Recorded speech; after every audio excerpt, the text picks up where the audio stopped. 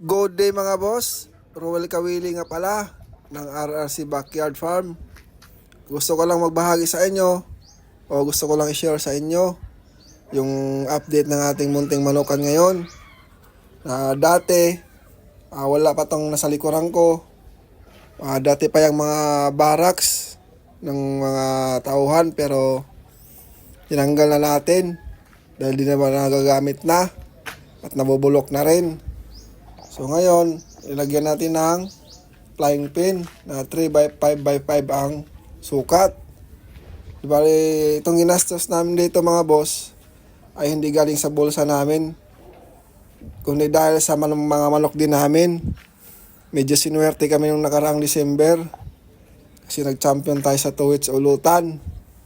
Kaya lahat ng premyo dito natin inilagay, pinapangpagawa natin sa ating munting manukan para gumanda naman.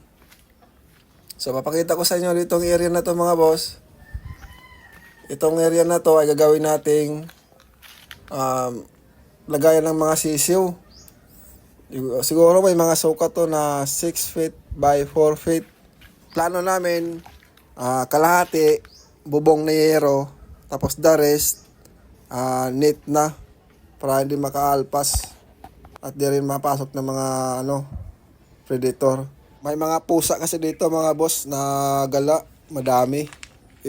Dati nababawasan na tayo, nakain ng pusa. So baka sa isang araw mga boss, gagawa na natin to ng bubong para hindi na sila maulanan. Bali nakabili na ako ngayon ng coco lumber. Yung coco lumber naman mga boss, yung pambili doon, kinita naman natin dahil nakabenta tayo ng mga sisiw. Kaya nakabili tayo ng 19 peraso. 2x2x10 naman ang haba. Gagawin natin yan kasi wala pa akong katulong ngayon kaya baka sa isang araw na. At kung nakikita niya mga boss, medyo makalat pa. Paunti-unti lang naman ang linis ko dito. Ayan dami pang kalat. Di pa naalis yung mga dahon-dahon. Kasi hindi pa naman yan yung priority ko ngayon. Mas priority ko yung flying pin natin na matapos. After nun, ito naman yung gagawin natin yung sa mga sisiw.